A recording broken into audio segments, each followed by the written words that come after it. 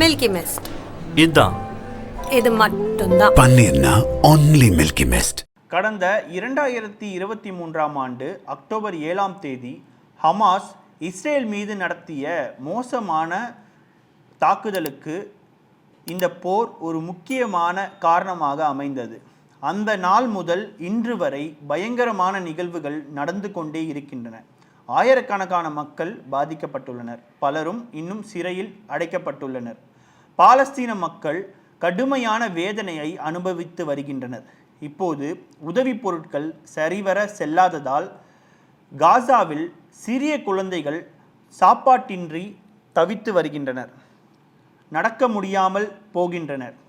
இவை வாழ்க்கை முழுவதும் நினைவில் நிற்கும் கொடூரமான காட்சிகள். இந்த வேதனையை முடிவுக்கு கொண்டு வர வேண்டியது அவசியமாகிறது. நேற்று நான் அமெரிக்காவின் ஜனாதிபதி ட்ரம்பிடம் இதை பற்றி பேசினேன். நாங்கள் காசாவுக்கு விமானம் மூலமாக மனிதாபிமான உதவிகளை அனுப்புவதை தொடங்கியுள்ளோம்.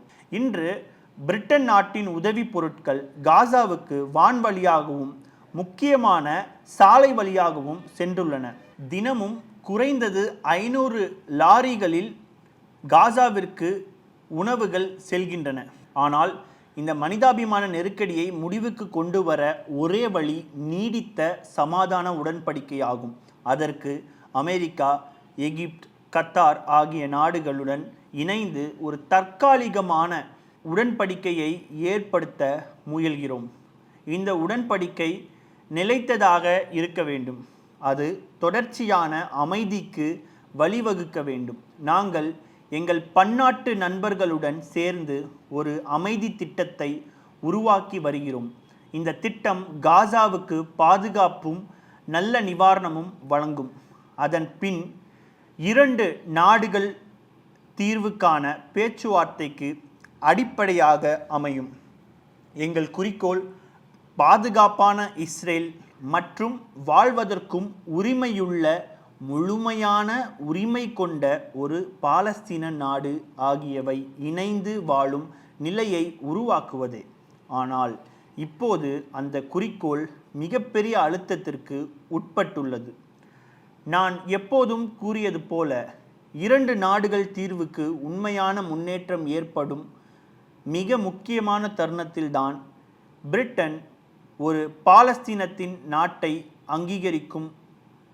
இப்போது அந்த தருணம் வந்துவிட்டது.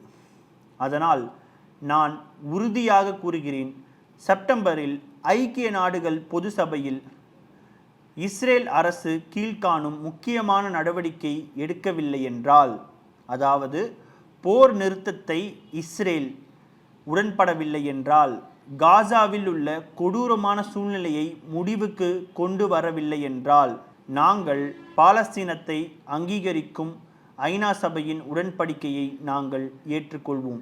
அந்த நடவடிக்கையில் ஐநாவின் உதவிகளை மீண்டும் வழங்க அனுமதிப்பதும் மேற்கு கரை பகுதிகளை சேர்ப்பதும் இது போன்ற நடவடிக்கைகள் நடக்கும். அதே வேளையில் ஹமாஸ் என்ற பயங்கரவாத அமைப்புக்கான எங்கள் நிலைப்பாடு எந்தவிதமான மாற்றமும் இல்லை, அது தொடர்கிறது. பிணைய கைதிகளை உடனடியாக விடுவிக்க வேண்டும். போர் நிறுத்த உடன்படிக்கையை அவர்கள் ஏற்க வேண்டும். அதேபோல் ஆயுதங்களையும் ஒப்படைக்க வேண்டும். மேலும் காசா ஆட்சி முறையில் பங்கு பெறக்கூடாது என்பதையும் ஏற்க வேண்டும். செப்டம்பரில் இந்த அனைத்து நடவடிக்கைகள் எவ்வளவு மேற்கொள்ளப்பட்டன என்பதை கொண்டு நாங்கள் ஒரு முடிவுக்கு வருவோம். எங்கள் முடிவுக்கு யாரும் தடையாக இருக்க முடியாது. இதுவே நம் எதிர்காலத்திற்கு வழிகாட்டும் பாதை. நாம் அனைத்து நாடுகளுடன் இணைந்து இந்த வேதனையை முடிவுக்கு கொண்டு வரவும், காசாவுக்கு உதவிகளை மீண்டும் அனுப்பவும் மற்றும் மத்திய கிழக்கில் நிலையான அமைதியை ஏற்படுத்தவும் செயல்படுவோம். ஏனெனில் பிரிட்டிஷ் மக்கள் உண்மையிலேயே அதைத்தான் விரும்புகிறார்கள். மரியாதைக்குரிய அதிபர் அவர்களே, கடந்த 9 ஜூன் 2025ஆம் ஆண்டு தேதியிலான உங்கள் கடிதத்தில் பாலஸ்தீன அதிகார சபை தீவிரவாதத்திற்கும் யுத்தத்திற்கும் முற்றுப்புள்ளி வைத்து நிலையான மற்றும் நீடித்த சமாதானத்துக்கான முயற்சியாக பிரான்சும் சவுதி அரேபியாவும் இடம்பெறும் வகையில் அமைதிக்கான திட்டங்களை முன்வைத்திருப்பது குறித்து தெரிவித்தீர்கள். கடந்த அக்டோபர் 7ஆம் தேதி 2023 அன்று ஹமாஸ் நடத்திய பயங்கரவாத தாக்குதலை நீங்கள் கடுமையாக கண்டித்து அவர்கள் பிணைய கைதிகளை உடனடியாக விடுவிக்க வேண்டும் என்றும் ஹமாஸ் கையில் இருக்கும் ஆயுதங்களை பறிமுதல் செய்யப்பட வேண்டும் மற்றும் அவர்கள் காசாவின் ஆட்சியிலிருந்து விலக வேண்டும் என்று வலியுறுத்தினீர்கள். பாலஸ்தீன அதிகார சபை காசா உட்பட அனைத்து பாலஸ்தீன பகுதிகளிலிருந்தும் முழுமையான ஆட்சி பொறுப்புகளை ஏற்க தயாராக இருப்பதாகவும் 2026ஆம் ஆண்டு அதிபர் மற்றும் பொது தேர்தல்களை நடத்த திட்டமிட்டுள்ளதாகவும் எதிர்கால பாலஸ்தீன அரசின் நம்பகத்தன்மையை உயர்த்தும் வகையில் ஆட்சி மறுசீரமைப்புகள் மேற்கொள்ளப்படும் என்றும் நீங்கள் உறுதியளித்துள்ளீர்கள். நீங்கள் விரும்பும் பாலஸ்தீன நாடு ஆயுதமற்றதாகவே இருக்க வேண்டும் என்று நீங்கள் வலியுறுத்தினீர்கள். இந்த துணிச்சலான முடிவுகளை நான் பாராட்டுகிறேன். பாலஸ்தீனமும் இஸ்ரேலும் அமைதி மற்றும் பாதுகாப்புடன் வாழும் 2 அரசு தீர்வு ஒன்றே பிரான்ஸ் நிலைத்த மற்றும் நீடித்த சமாதானத்திற்கு ஒரே வழியாக பார்க்கிறது. கடந்த அக்டோபர் 7ஆம் தேதி தாக்குதல் மற்றும் அதன் தொடர்ச்சியாக இஸ்ரேல் காசா மீது நடத்தி வரும் தொடர்ச்சியான போர்களால் இரு பக்கத்திலும் மிகப்பெரிய அளவுக்கான மனித இழப்புகள் என்பது ஏற்பட்டு கொண்டிருக்கிறது. ஆனால் தற்பொழுது நிலைமையை பார்க்கும் பொழுது அரசியல் தீர்வு வெகு தொலைவில் இருப்பதை போல் தோன்றுகிறது. அந்த நிலைக்கு நான் ஒப்புக்கொள்ளவில்லை. பாலஸ்தீன மக்களின் நியாயமான விருப்பங்களை நிறைவேற்ற அனைத்து வகையான வன்முறைகளையும் பயங்கரவாதத்தையும் முடிவுக்கு கொண்டு வர இஸ்ரேலும் மத்திய கிழக்கு நாடுகளும் அமைதியோடு வாழ ஒரே தீர்வு அவசியமாக உள்ளது.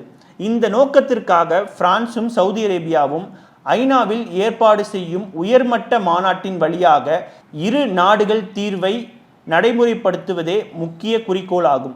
இந்த சூழலில் நீங்கள் எடுத்துள்ள உறுதிமொழிகளை அடிப்படையாக கொண்டு வரும் செப்டம்பர் மாதம் ஐநா பொது சபையில் கலந்து கொள்ளும் போது பாலஸ்தீனத்தை ஒரு தனி நாடாக பிரான்ஸ் முழுமையாக அங்கீகரிக்கும் என நான் பெருமையுடன் அறிவிக்கிறேன். இதன் மூலம் மத்திய கிழக்கில் அமைதிக்கான ஒரு வலுவான நிலைப்பாட்டை பிரான்ஸ் எடுத்துக்கொள்கிறது. மேலும் இதே நோக்கமுடைய நாடுகளுடன் இணைந்து செயல்பட தயாராக உள்ளது. இதற்கேற்ப காசாவில் உடனடி போர் நிறுத்தம் நடைமுறைக்கு வருவதும் ஹமாஸ் வைத்திருக்கும் கைதிகளை விடுவிப்பதும் ஹமாஸ் ஆயுதங்களை கைவிடுவதும் பாலஸ்தீன அதிகார சபையின் ஆதிக்கம் அனைத்து பகுதிகளிலும் உறுதிப்படுத்தவும் எனக்கு மிகவும் முக்கியமானதாக உள்ளது. நீங்கள் எடுத்துள்ள உறுதிமொழிகளை நான் கவனித்துக் கொள்கிறேன். பாலஸ்தீன மக்கள் மற்றும் இஸ்ரேல் மக்களுக்கு இடையில் நீடித்த அமைதி ஏற்பட உங்கள் உறுதியான நடவடிக்கைகளை எதிர்நோக்குகிறேன். உங்களுக்கான என் ஆத்மார்த்தமான மரியாதைகளை தெரிவித்துக் கொள்கிறேன். மில்கி மிஸ்ட் இதான் இது மட்டும்தான். பன்னீர்னா only மில்கி மிஸ்ட். மின்னம்பலம்.com தமிழின் முதல் மொபைல் பத்திரிகை.